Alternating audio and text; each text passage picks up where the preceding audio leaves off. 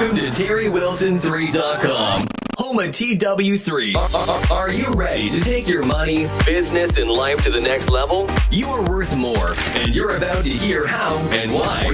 So buckle up and listen up as we journey to the next level. Please welcome your guys to reach your goals, the TW3 family. Here's your host, Reagan Wilson. Welcome, everybody.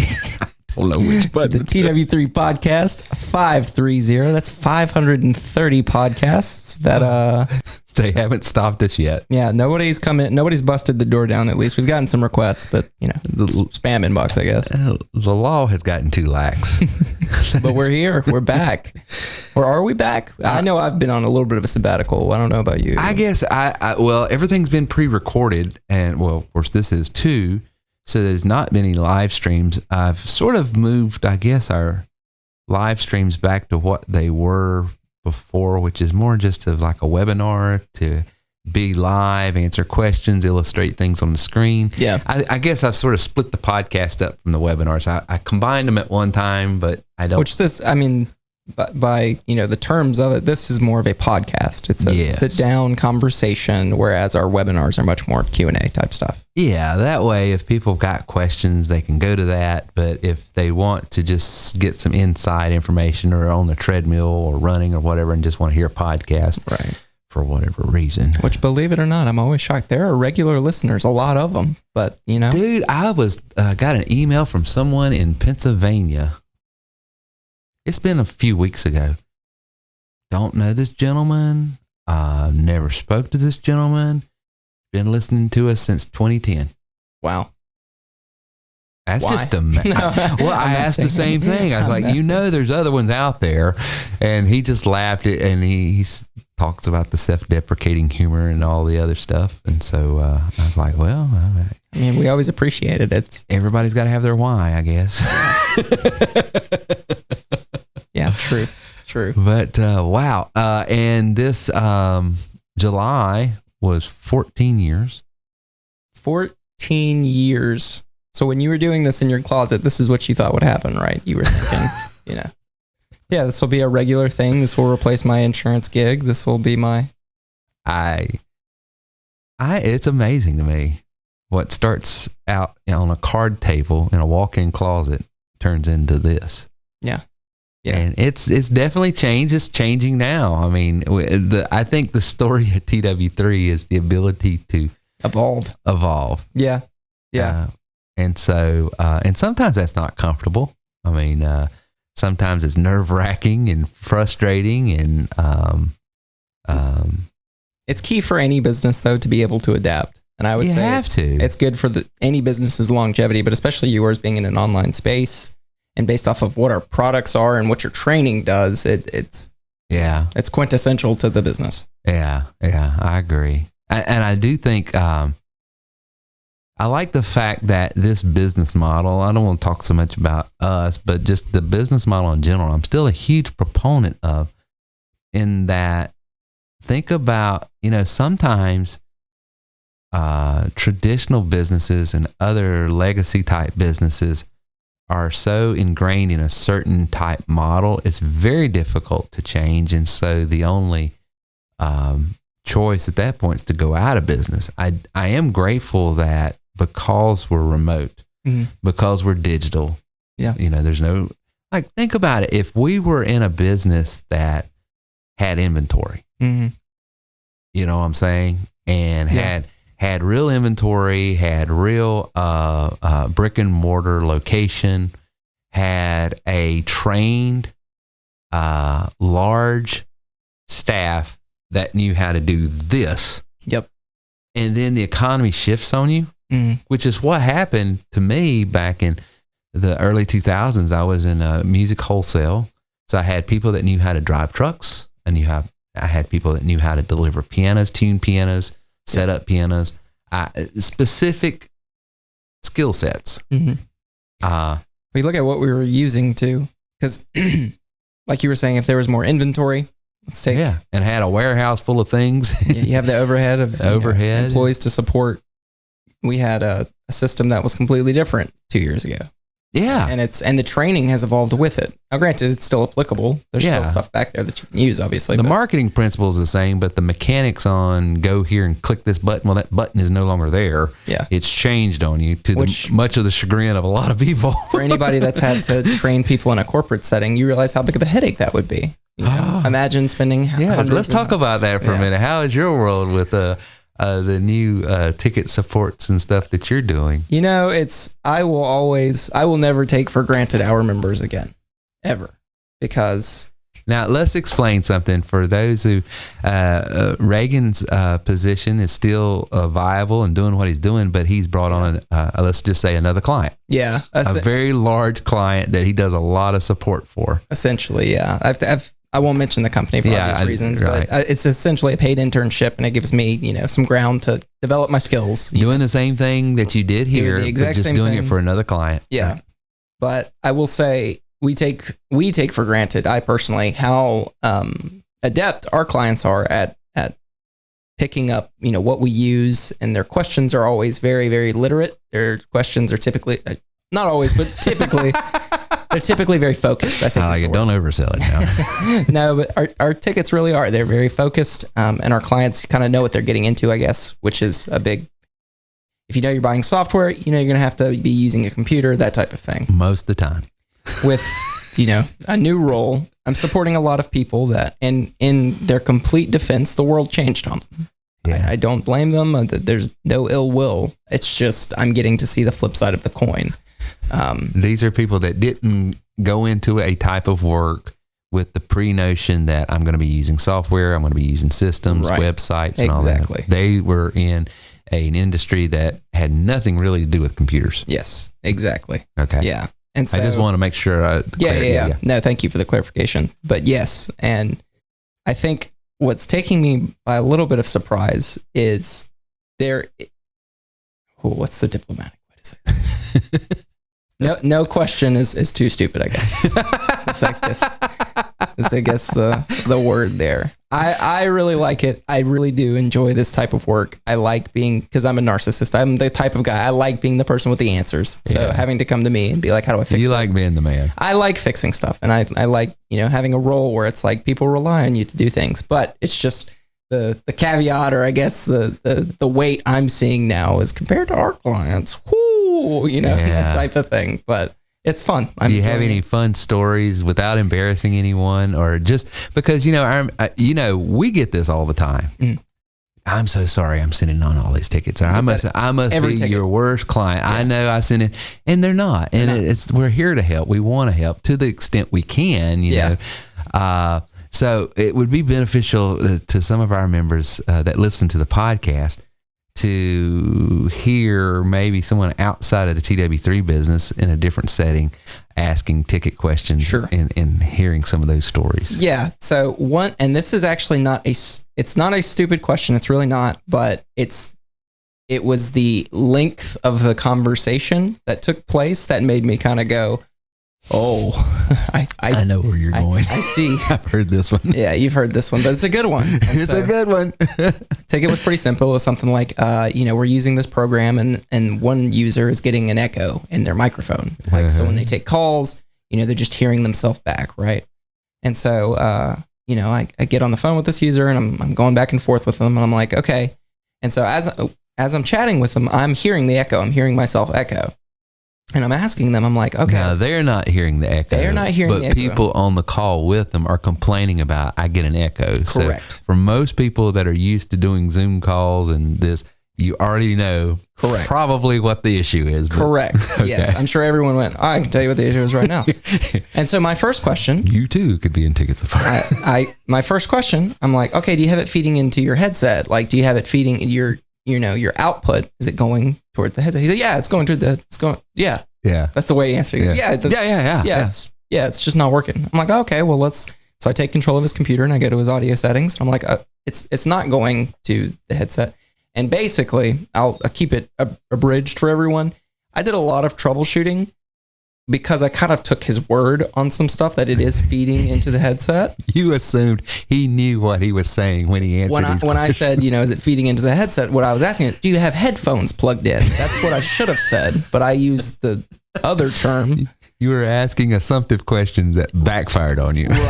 Right. So 15 minutes later, and I'm hitting myself, and I'm like, why can I not solve this? Like, what is this? This is the weirdest issue. And then I figure I just ask. I'm like, so I'm hearing you great. You have what kind of microphone are you using? I was like, oh, I'm not using a microphone. I'm like, oh, okay. What kind of headset are you using? He goes, what do you mean? I'm like, your headphones. What are you using? He goes, oh, I'm not using headphones. I said, do you have a pair of headphones? He said, yeah, of course. Oh, yeah, of course. I said, go plug them in. He goes and he plugs them in. He's like, okay, now what? I'm like, it's fixed. He said, what do you mean? I was like, so you were playing the audio from your computer and it was feeding back into the microphone on your computer. Yeah. And he was like, oh, okay. And I'm just like, because in my eyes, I'm like, well, that was 30 minutes and now I'm 15 tickets behind. But yeah, it's just cool. But to our members out there, this is the thing I get all the time. A lot of people assume to be in the space that we're in to offer business solutions. Yeah. You have to be this super techie person. Well, here is an illustration. If you understand that if you're on a Zoom call, if you're on any of these type of, what do they call them? Live meeting type. Yeah. A lot of places use Teams, Microsoft Teams, yeah. Microsoft Teams, or whatever you're using. Mm-hmm. Most people understand if you don't have a pair of headphones on, if you had any experience with it. Right. Then you know that if you're using the speakers in your computer, the audio that's coming out of like if I'm talking to you. If you're on a laptop. Yeah. And you have the audio feeding out of that laptop. It's just going right back into the microphone. It's going back into the microphone. Creating this loop. Also on the laptop. Yeah. It's creating a loop. People start hearing an echo. And so, yeah. And like you're saying, we take for granted people would, but this is someone that has worked in this company for years. Worked in a completely different field that has nothing to do. He's done everything via fax and via, and let's just say this man is probably, I'm assuming, fairly smart. Yeah, probably. Because he's very competent in his job. He's got a skill set to do a job that pays well. Yeah. Which here's another. So you gotta. The point to my members is, you can help a ton of people that are smart people, but don't take for granted what you know. That's the point. Sure. We take for granted a lot of the things because we work with these tools all day long. We just assume, well, it's no big deal. Why is there any value? There's huge value because there's a whole marketplace out there. Which here's the other thing that I think goes more into mindset, which if you took like a Google Translate for how many times we've used the word mindset on this podcast, but it really is, it's the mindset. I think of how our members are paying. They are people that have purchased software. They took money out of their bank account, exchanged it for goods. Okay. People I'm working with are being paid to do something. Right. Now that guy's not. They work at a big company. They work at a very large company. They're being paid a salary to do whatever X role is. Okay. That guy's not a great example because he did have a good attitude. He was very friendly. He was very, amicable. Right. I work with a lot of people that are not. They are very, very not amicable. They are upset. The fact that they're talking to tech support means they're already pissed off. They're very upset. And typically, not always, but typically the ones that are the most upset are upset with things that they should know. And so, I had a conversation yesterday with a lady, and I'm asking her to open Task Manager. And for anybody that uses Windows, most people are probably pretty familiar, but it's something that shows you all the programs running on your CPU. Right. And you can click on it in the task. It's a short way to like terminate a program and reopen it. Everybody says turn it off, turn it back on again. That's how you do it on a computer. Right. Most people I talk to, I'd say 95%, you tell them open Task Manager, try and close it. We'll go from there. Most people know that. This lady did not. And that's okay. Yeah. It was the attitude that the fact that I had even asked her, and the way I'm talking to you now is pretty much, I will tell you guys, this is my business voice. I'm very clear. I try to be very polite. I try to be very forward though. And so I ask her, okay, have you tried closing it in Task Manager? And she goes, I don't know what that is. Now the follow-up question, how do I do that? She doesn't want to know that. Right. She just wants it to be fixed. She's already being insulted and you're asking her to, yeah. And so, we'll go to your start menu. The little star, go to that and click start. I don't know what that is. You need to fix this. I don't know what that is. And so I'm like, okay, ma'am, well, would you like me to remote into your PC and fix it for you? She said, yes, do that. I said, okay. This is a little bit more intensive though, because now you got to go to hidden icons and click, allow. Now you got to do more. Now there's more work to this. There's more pressure on you. That type of example, it just makes me think, it's like, wow. And here's the thing. She's paid to do this role. Yeah. She's paid to probably use a computer 95% of her day. Maybe the burden of truth and proof falls on her to know how to do these things. But I look at it and I go, our members who are not paid by us to be But they're here, entrepreneurs, self-employed types. Exactly. They are willing, and they're so accepting to learn. And they're so accepting to, you can tell them something is, I would love to learn how to do that. Show me how to do this. I mean, how many times have we worked with Chris or Mark, or we have these Wednesday night meetings, Bobby, Lori, and we, we congregate, we go together and like, well, this is what I'm using to fix it. And this is what I'm using to fix it. How many times do they send in tickets and I go, I don't know. Have you tried this? And I haven't tried that. Let me try that. Different mindset, It is. It's a completely different mental posture that you're taking. And I don't want to come across as judgy or blaming or anything like that. But I've always said, if I didn't make the extra money that I make as an entrepreneur, it would be bad. But even if so, I honestly believe being self-employed, is almost like a daily exercise to just make you a better person. Because you're out there in a situation where, who am I going to blame?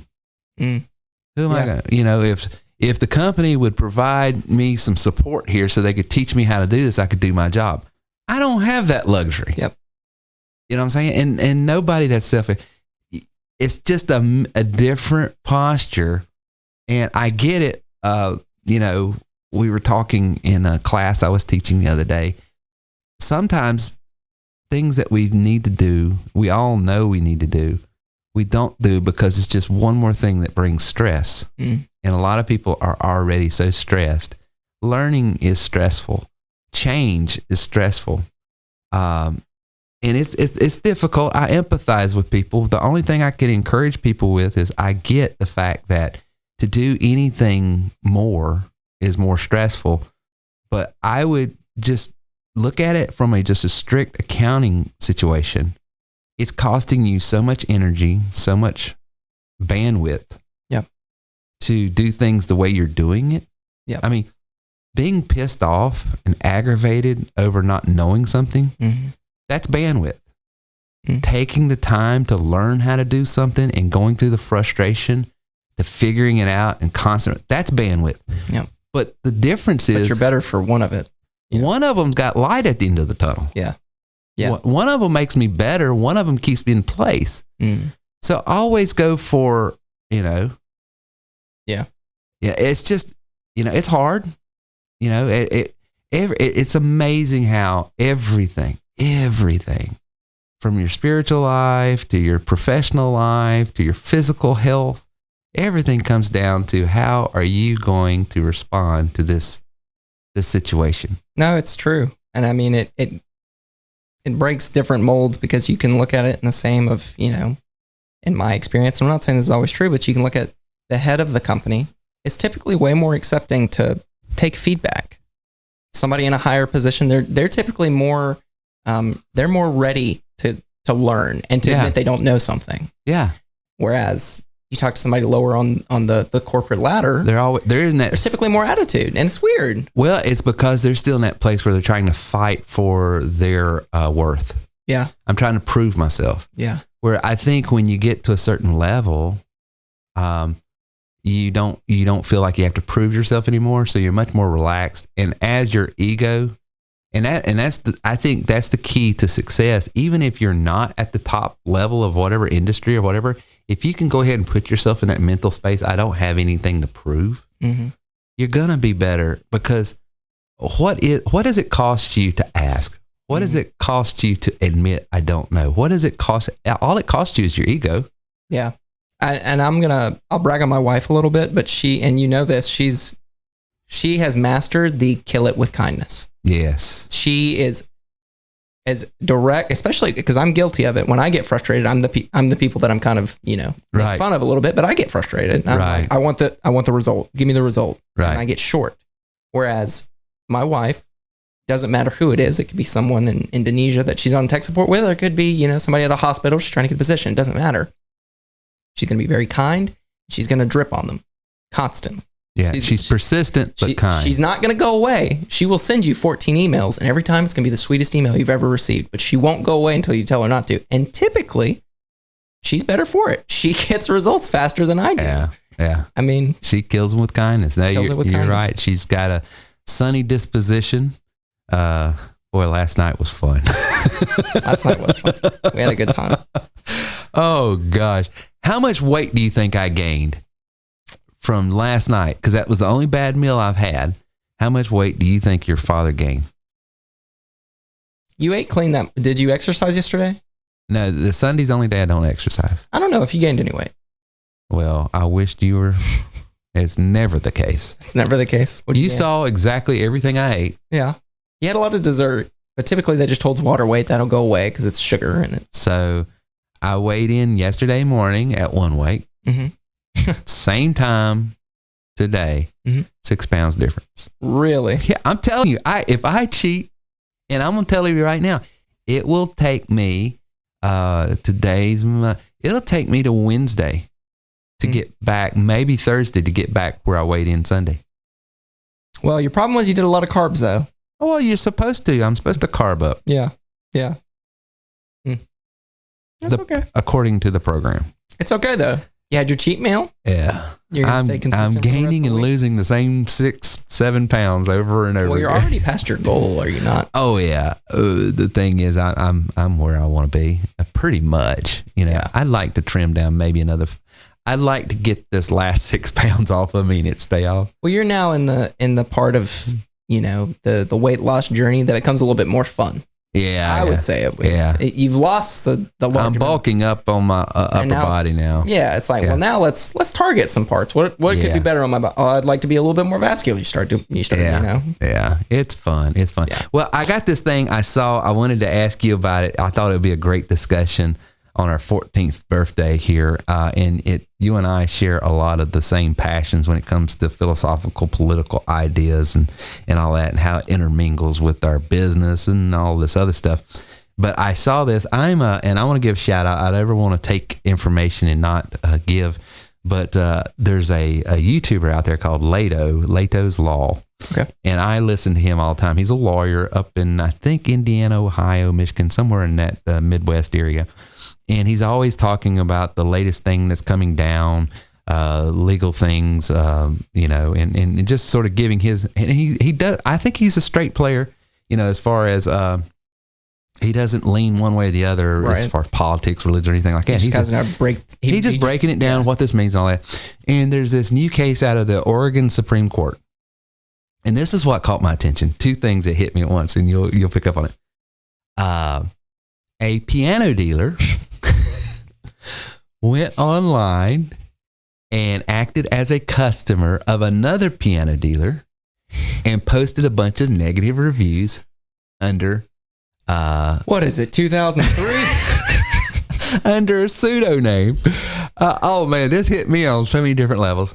And so and I'm going to show my hand here. Mm-hmm. The victim in this, which was the guy getting the reviews, negative reviews. If you think otherwise, you're wrong. Well, yes. He sues him. Good. The perpetrator, the guy leaving the reviews, and he also sues the company that was publishing the negative reviews. Good for him. Okay. Hold him accountable. Well, here's how they've always gotten away with it. Mm-hmm. And because I've experienced this, the website that allows the review says, hey, we're just a news organization. All we do is report what people are saying. We're not saying we agree or disagree. We're just here as a place to publish. So you can't, that's always been their legal defense. Okay. And because as a news organization, you have accountability. As well, I'm telling you, this is the way I've run up against this. And because we give him the opportunity to respond, then we're giving, so that was their argument. And the other guy's argument was, hey, schmarmy. It's just, me. It's bad business. Well, the Oregon Supreme Court state Supreme Court ruled in the favor of the person that was having all these negative reviews, lobbied against him, and he won the case. And they're passing laws, and this looks like it could actually become, more prevalent, not just in that state, but because this same argument has even come. Because here's the thing. That's good. I'd like to hear a happy ending. Well, here's the thing. I think people have a First Amendment right to say whatever they want, and that has to be protected. But people don't have a right to lie, and they don't have a right to make stuff up, and they don't have a right to what I would say is threaten other people by reputation damage to. I thought of all the things back in the former business. I thought about that guy that came into the restaurant you worked at one time and says, I'm a Google reviewer. Right. If you don't do this, I think the online space has to be cleaned up for small business owners and entrepreneurs and people out there. I'm not saying that people don't have a right to say, hey, you're a bad actor. Sure. I bought this, your product did this. It didn't do as reported, or you lied to me, or hey, report the facts. Sure.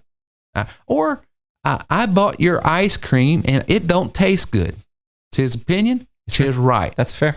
What you don't have a right to say is, I went into this piano shop and I think these pianos haven't been fully treated. Some of them look like they've been ate out by termites. You make up all of this stuff. Yeah. And then say, well, hey, that's just my review. No. No, and I like that. So he won the court case against the company hosting these reviews as well. He did. He won on both sides. See, I love to hear that, because it's not just about, there is freedom of speech, and everybody's heard this, but it's like, there's not freedom of consequence. You can't just say anything and expect nothing to come back, especially if it's negligence and you're hosting fake news, like untruth. There's a consequence for that. You're tearing down legitimate businesses without doing your part of vetting these actors. Do they have an order number? Can they prove that they are who they say they are? Did they ever purchase anything? Like that type of stuff. You have to do that. And if how many clients have we got, and we know, and how many times that somebody somewhere pretends to be something, but you don't know if they're a real customer or not, because it's not their real name. They don't prove they bought anything. The stuff they say is not true at all, because you can empirically say, if you were a customer, here's what you have to sign off on and agree to before you buy. But this fake website out here allows fake reviews to say things that are just empirically not true, all for the express purpose of being able to blackmail.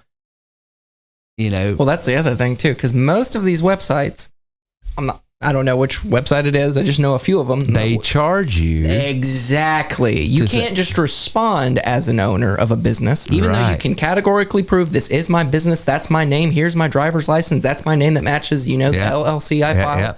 Doesn't matter. Well, you're not you didn't pay to join our membership, which is what we use to, post your comment. It's extortion. That's extortion. Exactly right. I love that they ruled in his favor. I love it because, I'm all for, listen, I'm a consumer of things, and I believe if I'm taken advantage of, I should have the right to warn other people. Absolutely. These people here don't do what they say they'll do, or their product is this or product that. Want that, fair enough, and I expect to be held to that same account as a business owner. Sure. But what I don't appreciate is someone saying, hey, I want to renege on this deal. I don't like it or whatever. And I know I agreed to this, but I'm not. And I'm going to blackmail you by, I'll go out to this company or this company or this company, and I'll say whatever. Yep. I'm glad to see that there's some accountability coming. I love that. And it goes both ways too. Absolutely. There's been some places that I've worked that I've not enjoyed, but one of the things that I don't know if it's still the case, but it used to be, Glassdoor reviews is really popular. Yeah. I don't like that they don't vet that people have worked there before they can leave a review, or at least they didn't used to. I don't want to speak. I don't know what the case is now, but at the time I was looking at it, anybody could write a comment or a thing about, I worked here. This was my experience, yada, yada. Now, granted, I would typically side with the person that worked there, but I don't like that they don't vet if they did. Right. That's not right. All we're wanting is truth. Exactly. At the end of the day, just true. Yeah. And let the truth fall where it may. Yeah. It was so say fun. anything you want as long as it was true. That's what we've had a couple. In the last 14 years of business. One of them went sideways and said, "I'm going to say this," and I said that. I said, "You can say whatever you want, just make sure it's true. Because if it's not, that's slander. That's libel. I will sue you." Yeah. And they didn't believe until a believer was made. I mean, right. It's like, oh, he really meant. You meant that. He meant that. That wasn't a bluff. Whoops. Oops. And you don't want to be that way, but it's just like, I get I'm not everybody's, cup of tea, but. Well, but that just goes, that's the character, though, of some people, the person that was reviewing those pianos, that's low character. It is. Because I don't know, was he the competition? He was. It was just. Isn't it always? It's just typical. But it's that, I said it before, but it's schmarmy. It's sleazy in any way that they can cut that out and make sure that doesn't happen anymore. Like, if you want to be a better competitor, market better, sell better pianos, be a better salesman, hire a guy that is a better salesman. Right. Do Get what you more need. people on the floor. But don't go on his site and leave fake. That's just, no, that's disgusting. Well, I'm glad to see it. So go Oregon. Yeah, there you go. Yeah, I love it. So in a couple of weeks, we're going down to Orlando again. Hey. Business. This one here is a ministry growth conference. That me and Timmy's going down to. Ooh. Little Timmy. So you're going to enjoy that. Using our app, we're going to be showing a group of pastors and people how to grow their ministry. That's awesome. And do marketing. And everybody that comes to our breakout session is going to get our elite membership for free for 1 week just to try out. Yep. They don't get the training or any of that, but they get all the app components. Yeah. We're going to load their app up with everybody that's going to be in their particular city that would fit the parishioners that they typically attract. Who is it that typically comes to your church? And we're not necessarily talking about, ethnic group or language or whatever or anything else. It's just what area of the city do they live in? What do they do? What county tends to tend your church more? Yeah. And so we go after and show them how to email them, how to text them, how to leave a voicemail, and done in a way that's not offensive, not intrusive, not irritating, actually giving value to them. We're going to show them how you can give, especially in times like this. Think about this. If you're a ministry and you can go out there and offer people a way to get cheaper gas, cheaper food, no, buy nothing. Yeah. Not trying to sell you anything. Just here's some ways, here's some coupons, here's some rebate programs, here's some things that we're just trying to help people in the community because we know things are tough. Think about the opportunity. Think about, hey, we work with people that are addicted to drugs and alcohol, and we want to show them how they can get rehabilitated. We work with people in parenting issues, single moms. We work with people in their marriages. We work with all these different. Here's some resources, and you're able to give it to them. Yep. And for the ministries, what they're going to do is they're going to be able to get, as you know, they're going to be able to get paid by these third parties to offer these free things to help the people that they are in charge of trying to minister to. And in doing that, hopefully, prayerfully, people start attending their church because they like their vibe and like what they're doing. Yeah, that would be awesome. And I think it's good training because I think everybody lately knows that bulk texters, bulk emailers exist. Everybody is aware it's a thing. Nobody really knows how to do it the right way. No one knows how to do it right. And that's what and that's where the value is. That is where the value is. Because I was having a conversation the other day and someone saying, such and such is offering a bulk text now. I said, yeah. Sure. They've been out there for 10 years. I mean, we have always argued you can go to USA Data, get some data, load it up into a Google Voice if you wanted to. Go.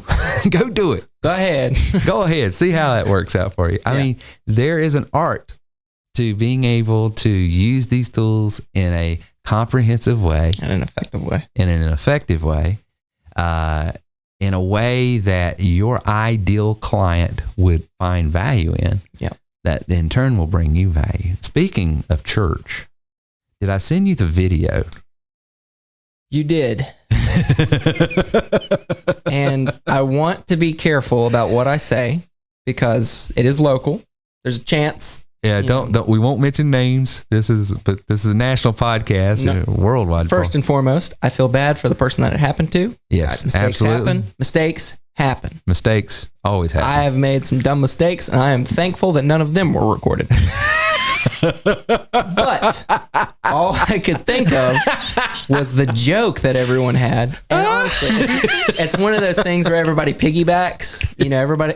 And I'm just going to be honest. Look, the person that I happen to, God forbid they listen to this, I do feel for you. This has nothing to do with you. It's just the situation. This isn't you. It's just the situation. Situation's funny. You'll look back at this 5 years and you'll laugh at this. Yeah, but it might take 5 years. But the amount of people that walked out of there, we should probably explain. I'm sorry. I'm jumping the gun. Yeah, go ahead and tell the people what happened. So I don't really know the details, and it's okay. Yeah, I'd rather you say it because you don't know anything. Sure. That way I'm not. I don't really know the details, but a car became not parked anymore. This is my understanding. The church is on a hill. At the bottom of the hill, there was a playground. No one was hurt, by the way. Everyone was safe. Everybody's fine. No one was on the playground. There wasn't even that much damage to the car. The playground it's seen better days, but it's fine. Car rolled down the hill because, no longer in park or in neutral or whatever it was. Busts through the fence, hits the playground, comes to a stop. Okay, that's what happened. Now, the amount of people that walked out of that church saw a car, obviously, that had wrecked and made the joke. Sir, you can't park there. Now, granted, it's mean. I think it flows from leadership down. The senior pastor, I, and some others have a sarcastic sense of humor. It's like, what else and do you say? So everyone else is going to have a sense of humor. You have to picture it too, because it's not just like, oh, that car's not where. No, I mean, there's a broken fence. There's wood that's broken down from the playground. It's on top of the car. It is obvious an accident has happened. But the amount of people is like, well, who parked their car? And, I mean, just one after the other. People walking out. Well, write that man a ticket. You can't park here. I bet he didn't validate his parking right there. Like the amount of people that just had a joke for it. It was uplifting. It was a beautiful BMW car. It was. That was stationary in a parking spot. Until it wasn't. At one moment. And because it slipped out of gear, it didn't lock into gear. Not assigning anything. I don't know what happened. Sure. But it became unparked. While church was going on. And to be clear, I do feel for this guy. I really do. And no one was in it. No one was. But the thing is, did you see how it's perpendicular, I guess, to where it ended up? Because it starts rolling out. Yeah. It goes. It does a 3-point turn. It does a 3-point. It goes. Well, I'm doing it in the video, but it rolls right out. And then because it's on a hill, it starts turning toward where the hill's at. And as it turns, it's lined up, and now it's just rolling down this hill right into this. Now, I'll say this, though. This is the part that impressed me. It broke right through the gate door. You couldn't, honestly, you could not, if you're going to have an accident. Right. Number one, you have it. A lot went right. That's why I would say everything went right. Everything except the car coming unparked went right. Yeah. It rained heavily to the point where nobody was on the playground. Yep. And they would have been out there at that time. Yep. There were no children on the playground. It didn't hit the building. Which would have damaged the car and the building. The place it came through the gate was actually the fence was the gate part. So it just popped open the gate. Which you can fix those a lot easier. And the only thing it hit of any substance was a bunch of plastic toys for toddlers that are, literally $500-$600 in damage. Exactly. If you're looking at, what it could have hit and what it could have done in the car too, because the other thing is those are kind of breakaway. Yeah. It could have been worse for the car too. Yeah. Yeah. So. Yeah. So we're really saying this was a win for everyone. It's worth a laugh. Yeah. Worth it. No, but it was funny. It's undeniably funny. I think that's what I texted you. I said, well, that's just objectively hilarious. It was. It's just funny. You're like, good night. So we've been off doing these podcasts for about a month. And so I have been consuming a lot of podcasts. And I have been listening to a ton of Your Mother's House. I've been listening. Your Mom's House. Your Mom's House, excuse me. Your Mom's House with Tom Segura. I've been listening to a ton of Bert Kreischer. I've been listening to a ton Bill Burr and Monday Morning Podcast. Okay. I've been listening to, of course, I love Rogan, so I listen just about. So you're on a comedian podcast binge. I just about, with the exception of Jordan Peterson, I still listen to a lot of his stuff. Gotcha. But I would say I listen to Jordan Peterson for my serious intellectual stimulation, and then the rest of it is filler trash, candy. Yeah. Is that wrong? No, that's not wrong. I've my podcasts have shifted. It used to be all politics based. I just like hearing people argue. That says something that wears on me. I can't do it anymore. I love it. It's not good. I love it, and it's even better when they're really mad. Like if they actually are mad at each other. Oh, if they actually care, then then that's even worse. Then they're actually firing shots, and it's great. But I've stepped away from that. I've moved on to a podcast called the WAN podcast, WAN. It's a tech podcast. Okay. But my favorite part of that podcast, and I don't know if I agree with the principle of it, but I do really enjoy the outcome. The podcast is hosted by Linus. It's from a group called Linus Media Group. Podcast has gotten big enough to where it's got a pretty big following, right? Everybody knows that there's really shady, I shouldn't even say shady, but there's just bad business practices with tech stuff sometimes, like license keys that you've paid for multiple times, but they don't work and there's nothing you can do about it. I mean, there's all kinds of problems in tech that's like that. Yeah. Well, the segment that he has pretty much every week is he brings up whatever company did him wrong that week. And because the podcast has gotten so big, they tend to fix it by the next week because they get all these tweets of people like, this is wrong, can't be doing this.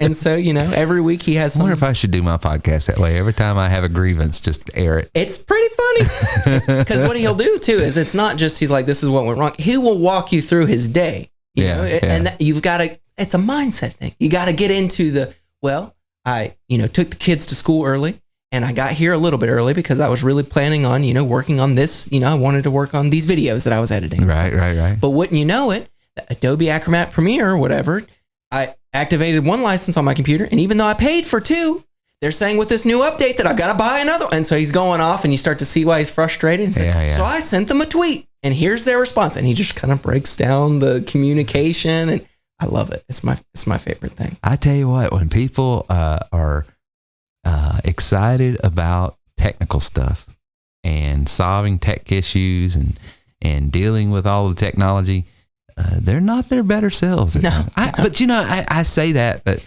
we were talking the other day, when people are in a restaurant and they're hungry and things aren't going exactly right, they're not their best. I think it's just when people are under stress. When people are inconvenienced.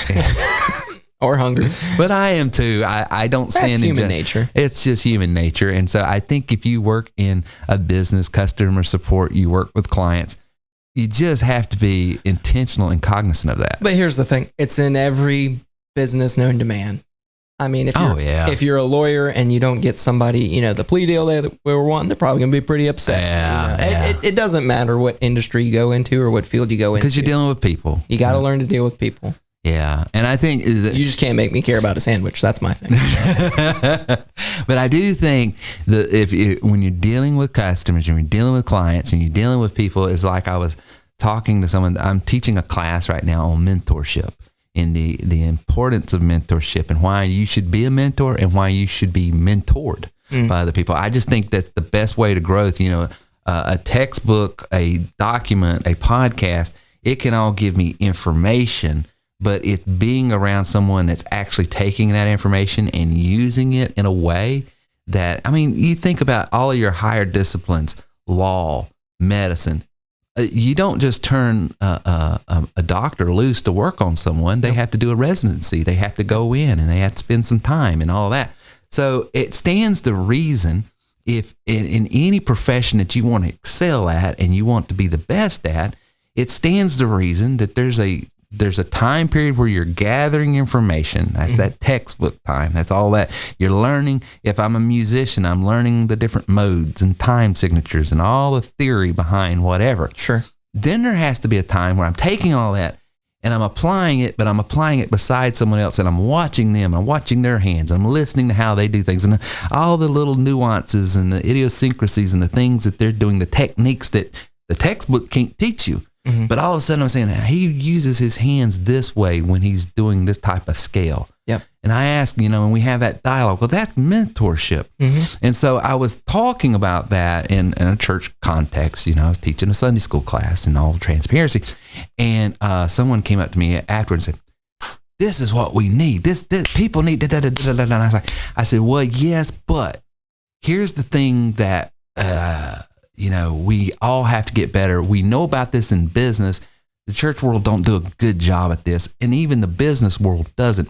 And that's this idea of you've got to have what's called a contract to manage or an agreement to be mentored or some sort of understanding on the front end. Yeah. Because as well as I do, if I'm going to be mentored by someone so that I don't waste their time, there has to be an agreement that says, okay, I am going to yield my proclivities and personality and way of doing things, and I'm going to yield to you showing me how to do it. Because at the end of the day, I'm paying you. Yeah. But how many times have I'm in this health group, and he spends 70% of his time, I would say, just griping. Like, guys, why are you paying me to coach you if you're going to go off and do, because he gets these questions. Hey, can I eat this? Or, hey, can I do this? Or, hey, can I skip this type of exercise? You can do what you want. You can do whatever you want. But don't go out and say my program don't work if you don't do my program. Yep. You have to do what I show you to do. You have to eat the way I show you to do. And then I guarantee you it works. Yeah. You're going to get results. And your mother just laughing, she says, he sounds so much like you. But after 14 years and my own personal experiences, why is it we as people will pay for being mentored, being coached, being trained, we'll pay for it, we'll get it, we'll get excited, and then the first time or the second time or the third time or some point in that process, we run up against, well, this is painful, this is aggravating, this is irritating, this is frustrating, this is hard. Well, so that's what a best coach will do is... And now he's being an ass to me because he's saying, suck it up, buttercup. Right. But what's he doing? He's holding you accountable. Yeah. And that's what the best coach will do. It will hold you accountable. And that's what a good coaching, a good mentor, that's why you got to have a mentor. Yeah. Because you will quit on yourself, but it's hard to quit on someone else when they're up at your tailpipe. Well, taking it back to music, you know Tim Jones, my drum instructor. I think you even remember this. There was at one point I was learning triplet fills, how to play, a triplet fill on the kick drum. We were learning John Bonham and then a little bit of James Brown, which for those that don't know, Led Zeppelin is just slowed down James Brown. I never knew that, but that's what it is. It's just a slowed down stutter step. Yeah, it's just slowed down stutter step. I didn't realize that until you pointed it out. But I would show up, and I think there was like a couple weeks where, I had gained the muscle memory. I could finally do the triplets. My leg was stronger. I could, play it. But he switched the sheet music on me because we had been playing the same 5 measures over and over and over and over again. And I think he started to grow accustomed to the fact that I wasn't reading it anymore. I wasn't reading the sheet music. I was playing it by memory. And he switched it up one day. And he didn't tell me he was switching it up. He just said, play the measure. He was testing how much you're reading. Yeah. He caught said, you. Go ahead and play the measure. And then he caught me and I wasn't playing it. And he said, don't show up here if you're not going to read the music. He said, I put sheet music in front of you because you need to read the music. He's like, if you want to be a professional, you want to make this a career, like at the time, that's kind of what we were talking about. Right. You want to go play for a big band, you got to be able to read the music. Right. You can't start the habits. And he would hold me accountable. And granted, I hope Tim listens to it. You're an asshole. He's a great asshole. He was the greatest coach. He's the greatest drum teacher I've ever had. But he was an asshole, but he held me accountable. Right. He said, don't show up here and not read the sheet music. I put something in front of you. You know what you're supposed to do. Do it. Right. He's a great coach. Absolutely. Absolutely. Well, that's what a great mentor, a great coach, someone, and that's the value in having someone. Yeah. Because it takes a while for you to be able to develop that self-talk and all of that will keep you on that treadmill, will keep you running when you want to quit, will keep you doing these exercises when you're saying what's to use, it will keep you whatever activity it is that you're running up against is hard, but the promise is it's going to make you better. That's the value in it to me. That's just Cliff sent me a text or through Facebook saying, I'd like some feedback on my coaching if you don't mind, just so I can use it in advertising. So I said, well, a picture's worth 1,000 words. So I took a picture. I said, this is before coaching. This is after coaching. You tell me. Yeah. And so, and it had nothing to do with something I couldn't do, something I didn't even, he never told me anything I didn't already know. Yeah. But he held you accountable. Yeah. Yeah. How many times we got people that come in our business, they know what it takes to be successful in business, but they don't have a system around them, and they don't have a strategy, and they don't have someone that's up their tailpipe saying, hey, and part of the accountability is, hey, I've just spent out all this money. Yeah. And it's one of the truths of the world. When you're paying for coaching, you're getting that accountability. But what it really is with pain comes growth. Yes. It's the yin and yang. You want to break down a muscle, you got to hurt the muscle. Yeah. If you want to grow it, break it down. Exactly. You want to get better at something. Typically, it requires get worse at something. It requires someone else showing you're not that good, and you got to feel bad about it, and you got to see your flaws. You got to see what you're not doing right, and you got to face it. And a lot of times, and I'm guilty of it, you don't want to. Nobody wants to. Well, it hurts your ego. It hurts your ego. It hurts your feelings. It makes you feel worse because you're like, oh, I wasn't where I thought I was, but. Anytime I look at whether it be music or sports, or especially in a working environment, the most growth came with someone making me uncomfortable and saying, you gotta do better. But the growth starts here. Mm-hmm. And at the end of the day, if I want to hurt this muscle, or if I'm playing the trombone, I want to hurt this muscle, or if I want to wear these fingers out, or whatever it is, whatever physical things I'm wanting to hurt, the first thing I got to hurt to have growth is the mind. Yeah. I got to hurt my feelings. Yeah. I got to hurt my thoughts and my ego and everything else. So, yeah, I agree. Well, dude, for our first time back, I hope we had a decent podcast. But I thought this was great.